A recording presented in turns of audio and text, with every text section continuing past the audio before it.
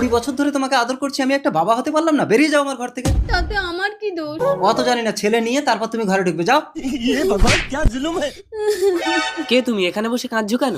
আমাদের কোনো অভাব নেই, আমার একটা সন্তান হয় না বলে আমার স্বামী আমাকে ঘর থেকে বের করে দিয়েছে।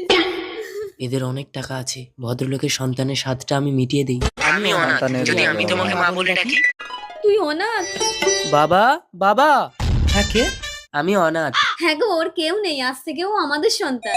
অনাথ? বাবা, বাবা আমাকে 1.5 লাখ টাকা দাও, আমি একটা আইফোন কিনবো। না না, অত দামি ফোন কিনতে হবে না, একটা 10,000 টাকা দামের ফোন কিনবে। ও মা, বাবাকে টাকা দিতে বলো, না হলে আমি কিন্তু ভাত খাবো না। এই জন্যই তোমার সন্তান হয় না, ছেলে যা চাইছে তা দাও। আচ্ছা ঠিক আছে, দিচ্ছি। দাও মা। আমার সোনা, যা ফোন কিনে আন। সেটা, এ ছেলে কিন্তু নিঘাত আমাকে ভিখারি করবে। বাবা, বল। আমি একটা বাইক কিনবো, আমাকে 3 লাখ টাকা দাও। এই কি গো? ছেলের বায়না মেটাতে পারবে না তো বাবা হয়েছে?